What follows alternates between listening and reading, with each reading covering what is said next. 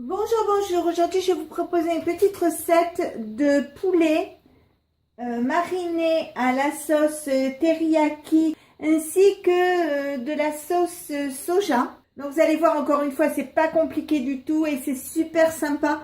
Moi, j'adore ça.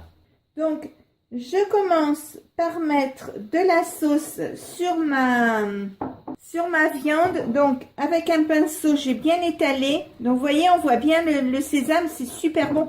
En plus quand il est toasté comme ça, il a un petit goût de noisette, c'est super sympa.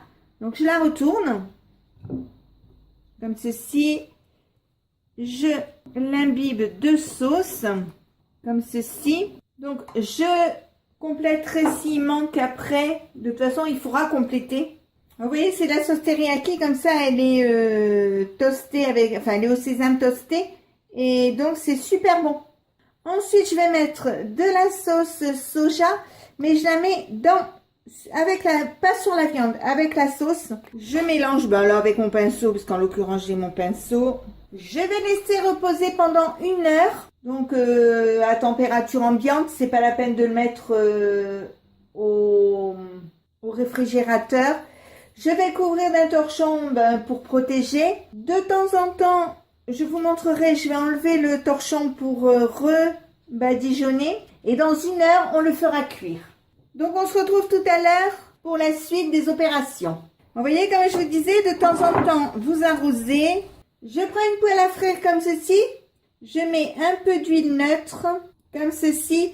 Et je vais faire chauffer sur le gaz pour faire dorer ma cuisse de poulet. Je prends ma poêle, je mets ma cuisse de poulet dedans et j'ajoute un oignon que j'ai coupé en petits morceaux. Alors c'est une recette que vous pouvez très bien faire au cookéo sans problème. Donc je le mets à rissoler sur le gaz. Quand c'est chaud, quand c'est à la bonne couleur, vous voyez comme ceci.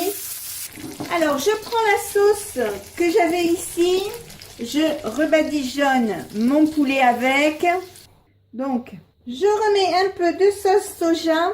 Ça fait un peu un plat sucré-salé, c'est sympa. Alors, je sale. Je mets un peu de poivre, quelques tours, mais vraiment pas beaucoup. Maintenant, je vais le mettre au four pour 30 à 45 minutes. Je vais enlever le manche parce que c'est que la poêle qui va au four et pas le manche. Et de temps en temps, je vous montrerai parce que de temps en temps, je vais arroser. Je vais rajouter un peu de sauce s'il en manque. Et donc, je vais enfourner maintenant pour 1 demi-heure, 3/4 d'heure, thermostat 200 degrés. Et donc, on se retrouve après pour la suite de la cuisson. Alors, je sors mon poulet et je vais l'arroser avec ma sauce.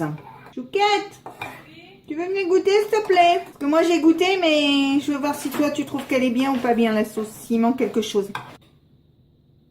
C'est trop bon. C'est assez salé, assez Ah doux. ouais. Oh là là. Donc je vais le remettre dans mon four encore 20 minutes. Et dans 20 minutes on pourra passer à table.